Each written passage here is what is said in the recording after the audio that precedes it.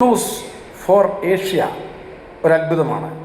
പുത്തൻകുരിശ് കേന്ദ്രമാക്കി ആയിരക്കണക്കിന് യുവാക്കളെ സുവിശേഷ പോർക്കളത്തിലേക്ക് കൈപിടിച്ച് ഇറക്കുന്ന കർത്തൂർദാസൻ ജേക്കബ് മത്തായി ഇന്ന് അനേകർക്ക് ഒരാശ്വാസമാണ്.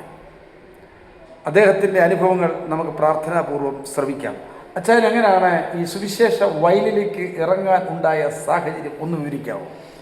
ഞാൻ യാക്കോബ കുടുംബത്തിൽ ജനിച്ചു വളർന്ന ഒരു വ്യക്തിയാണ്.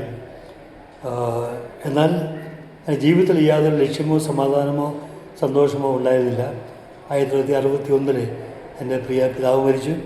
1963 എൻ്റെ മൂത്ത സഹോദരി മരിച്ചു. 1964 എൻ്റെ ഇളയ സഹോദരി 10ാം ക്ലാസ് പഠിച്ചുകൊണ്ടിരിക്കുമ്പോൾ രാത്രി പാമ്പ് കടിയേറ്റ് മരിച്ചു.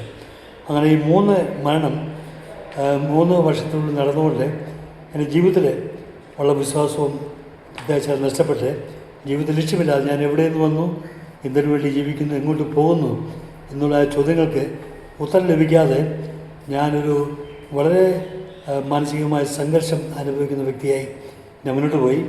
അപ്പോൾ ഞാൻ കോളേജിൽ പഠനത്തിന് ശേഷമായിട്ട് എനിക്ക് എയർഫോഴ്സിൽ നല്ല ജോലി ലഭിച്ചു. അവിടെ ആയിരിക്കുമ്പോൾ ഞാൻ 1968 ബാംഗ്ലൂരിൽ അവിടെ ഒരു ഇംഗ്ലീഷ് സർവീസിൽ പോകാൻ ഇടയായിത്തീർന്നു. അപ്പോൾ അവിടെ വെച്ചാണ് ഞാൻ ജീവനുള്ള ദൈവത്തെപ്പറ്റിയുള്ള സുവിശേഷം ഞാൻ അറിയുവാൻ കേൾക്കുവാൻ ഇടയായിത്തീർന്നത്. 1968 നവംബർ മാസം 21-ാം തീയതി രാത്രി 11 മണിക്ക് ഞാൻ എയർഫോഴ്സ് ക്യാമ്പിൽ ഞാൻ മുട്ടുകുത്തിയിരുന്നത് എൻ്റെ രക്ഷകനായ യേശുവിനെ എൻ്റെ ഹൃദയത്തിൽ ഞാൻ സ്വീകരിച്ചു. എൻ്റെ പാവങ്ങളെ ഞാൻ ഏറ്റുപറഞ്ഞ് ഉപേക്ഷിച്ച് മനസ്സാന്തരപ്പെട്ട് ആമേൻ യേശുവിനെ എൻ്റെ ഹൃദയത്തിൽ സ്വീകരിച്ച് ഞാൻ കരഞ്ഞ് പ്രാർത്ഥിച്ചു. യേശുവിൻ്റെ പാവങ്ങളെല്ലാം ക്ഷമിച്ച് അഭിഷേകത്താൽ എന്നെ നിറച്ചു. അതുപോലെ അഭിഷേകം എന്നിലേക്ക് കടന്നു വന്നു. എനിക്ക് ദൈവം എനിക്ക് സമാധാനവും സന്തോഷവും ധൈര്യവും തന്നു, പ്രത്യാശയും വിശ്വാസവും വർദ്ധിപ്പിച്ചു.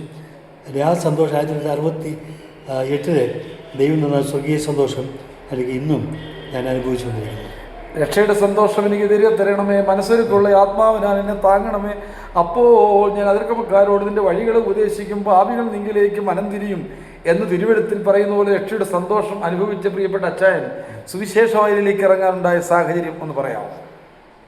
ഞാൻ എയർഫോഴ്സിലായിരിക്കുമ്പോൾ എനിക്ക് ഭൗതികമായിട്ടെല്ലാം തരും. നല്ല ശമ്പളമുണ്ട്, നല്ല ആഹാരം, താമസിക്കാൻ നല്ല സ്ഥലം, നല്ല സ്റ്റാറ്റസുള്ള ജോലി.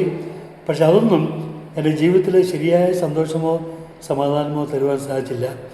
ദൈവത്തിന് എന്നെപ്പറ്റി ഉദ്ദേശമുണ്ടായിരുന്നു.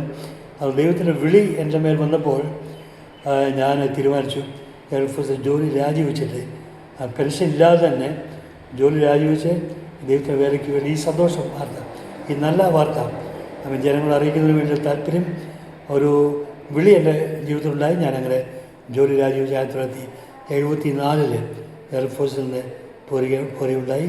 അതിനുശേഷം ഞാൻ ചർച്ചകളോട് ബന്ധപ്പെട്ട് ഖത്തർ വലിയായിരുന്ന ലൈസമ്മ എന്നുള്ള പേരുള്ള ഒരു സഹോദരിയെ ഞാൻ 1977 വിവാഹം കഴിച്ച് 1970 ഞങ്ങൾ നേവൽ ബേസിൽ കൊച്ചിയിൽ പ്രവർത്തനം ആരംഭിച്ചു. അങ്ങനെ ചെറിയൊരു കൂട്ടായ്മയായിട്ട് ആരംഭിച്ചു.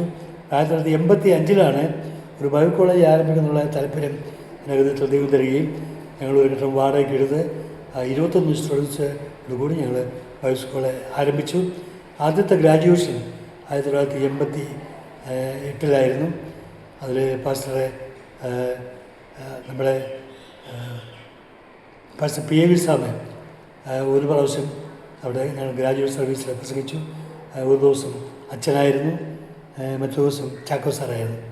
അങ്ങനെ 3 വർഷം 3 ദൈവദാസന്മാർ വന്നിട്ടാണ് ഞങ്ങൾ ഗ്രാജുവേറ്റ് സർവീസിൽ ദൈവദിനം അറിയിച്ചത്. ഇപ്പോഴും ഗുഡ് ന്യൂസ് ഫോർ ഏഷ്യ പ്രവർത്തനങ്ങൾ ശക്തമായി മുന്നേറുന്നുണ്ടോ? അതിൻ്റെ കേന്ദ്രം എവിടെയാണ്? അതിൻ്റെ കേന്ദ്രം പുത്തൻകുരിശ് തന്നെ ഹൈവേ, നാഷണൽ ഹൈവേയുടെ സൈഡിൽ ഞങ്ങൾക്ക് 3 ഏക്കർ സ്ഥലം ദൈവം തന്നു. 3 കെട്ടിടങ്ങളുണ്ട്. ഇപ്പോൾ 35 സ്റ്റുഡൻസ് ഉണ്ട്. അവർക്ക് ഹിന്ദിയിലും ഇംഗ്ലീഷിലും ദൈവത്തിനെ പഠിപ്പിക്കുന്നു. ഈ സ്റ്റുഡൻസിൽ കൂടുതൽ പേരും വടക്കേറ്റിൽ നിന്നുള്ളവരാണ്. ഇപ്പോൾ അവധിക്ക് ശേഷം വരുന്ന തിങ്കളാഴ്ച 9-ാം തീയതി ക്ലാസ്സുകൾ ആരംഭിക്കും. ദൈവമക്കളെ പ്രത്യേകം പ്രാർത്ഥിക്കണം എന്ന് അപേക്ഷിക്കുന്നു. ഞങ്ങളുടെ ലക്ഷ്യം ഒരു 300 പേരുള്ളതായ ഒരു ബൈബിൾ സ്കൂളാണ് ഞങ്ങളുടെ ലക്ഷ്യം. അതാണ്. അത് കേരളത്തിൽ നിന്നും ഇന്ത്യയിൽ നിന്ന് മാത്രമല്ല, ലോകത്തിൻ്റെ എല്ലാ 5 വൻകരകളിൽ നിന്നും സ്റ്റുഡൻസ് വരുന്നതിന് ഞങ്ങൾ പ്രത്യേകം പ്രാർത്ഥിക്കുന്നു. ഇവിടെ ഇംഗ്ലീഷിലും ഹിന്ദിയിലും ആണ് ഞങ്ങളുടെ മീഡിയ പഠിപ്പിക്കുന്നത് ഇംഗ്ലീഷ് ഹിന്ദിയിലാണ്. ശരിക്കും അങ്ങയുടെ ഫാസ്റ്റേഴ്സ് കോൺഫറൻസിനെ കുറിച്ച് ഞാൻ കേട്ടിട്ടുണ്ട് ഡോക്ടർ എം വർഗീസ് സാറിൽ നിന്ന്. അദ്ദേഹം ഇതിനെ കോർഡിനേറ്റ് ചെയ്തതായ വളരെ ആവേശകരമായ ചില പാസ്റ്റേഴ്സ് മീറ്റിംഗ് കേരളത്തിൻ്റെ അങ്ങോളം ഇങ്ങോളം സംഘടിപ്പിച്ചതായിട്ട് കേട്ടിട്ടുണ്ട്. അതിൻ്റെ ലക്ഷ്യം എന്തായിരുന്നു? ദൈവം എനിക്കൊരു ദർശനം തന്നു. കാരണം ഇന്നത്തെ പാസ്റ്റർമാരാണ് ഏറ്റവും വളരെ ബുദ്ധിമുട്ട് അനുഭവിക്കുന്നതായ ഒരു ആത്മീയ സമൂഹം. കൂടുതലായിട്ട് അവർക്ക് സപ്പോർട്ടില്ല. വളരെ ചുരുങ്ങിയ സപ്പോർട്ട് മാത്രമേ അവരുടെ സംഘടന പോലും ലഭിക്കുന്നുള്ളൂ. അപ്പോൾ വളരെ ബുദ്ധിമുട്ട് കടന്നു പോകുന്ന ദൈവദാസന്മാരെ, പക്ഷേ അവർക്ക് ദൈവത്തിൻ്റെ വിളിയുണ്ട്, അഭിഷേകമുണ്ട്. പക്ഷേ സാമ്പത്തികമായിട്ട് യാതൊരു സപ്പോർട്ടും പലർക്കും ലഭിക്കുന്നില്ല. അപ്പോൾ എങ്ങനെ ബുദ്ധിമുട്ട് കടന്നു പോകുന്ന ദൈവദാസന്മാരെ അവരെ ആത്മീയമായിട്ട് അവർക്കൊരു പ്രചോദനം കൊടുക്കുക, അവരെ മിനിസ്ട്രി തന്നെ അവർ ഉറച്ചു നിൽക്കുന്നതിന് വേണ്ടി അവർ ശക്തീകരിക്കുക. ആ ഉദ്ദേശം കൂടിയാണ് ഞങ്ങൾ എല്ലാ ഡിസ്ട്രിക്റ്റിൻ്റെയും ഹെഡ് ക്വാർട്ടേഴ്സിൽ പാസ്റ്റർമാരെ, ആ ഡിസ്ട്രിക്റ്റിലുള്ള പാസ്റ്റർമാരെ വിളിച്ചിട്ട് ഒരു 3 ദിവസത്തെ സെമിനാർ നടന്നുകൊണ്ട് ആദ്യമൊക്കെ ഞങ്ങളുടെ ഡോക്ടർ വർഗീസ് സാറ് എന്നെ വളരെ സഹായിച്ചു, അനുഗ്രഹിച്ചിട്ടുണ്ട്. വളരെ തിരക്കുകളുടെ നടുവിൽ ഞങ്ങളോട് സഹകരിച്ചതിന് പ്രത്യേകം നന്ദി. ദൈവം അങ്ങേക്ക് കൂടുതൽ ആയുസ്സും ആരോഗ്യം നിന്ന് അനേക സുവിശേഷ വയലിലേക്ക് ഇറക്കാൻ ദൈവം ഉപയോഗിക്കട്ടെ. പ്രിയപ്പെട്ടവർ, എത്രയോ ആവേശം പകരുന്ന അനുഭവമാണ് കർത്തൃദാസൻ്റെ ജേക്കബ് മത്തായി എന്ന അനുഗ്രഹീത കർത്തൃദാസൻ്റെ ജീവിതാനുഭവം. നമ്മുടെ ജീവിതവും മറ്റുള്ളവർക്ക് പ്രചോദനമാകാം. അനേകരെ സുവിശേഷ വയലിലേക്ക് ഇറക്കാൻ നമ്മുടെ ജീവിതം ഉപയോഗിക്കാം. യേശുവിന് വേണ്ടി ജീവിക്കാം, യേശുവിന് വേണ്ടി പ്രവർത്തിക്കാം, അനേകരെ നിത്യത്തിലേക്ക് നമുക്ക് നയിക്കാം. അതിനായി ദൈവം നമ്മെ കൈകളിൽ എടുത്തുപയോഗിക്കട്ടെ. Thank you. God bless you. God bless you. God bless U.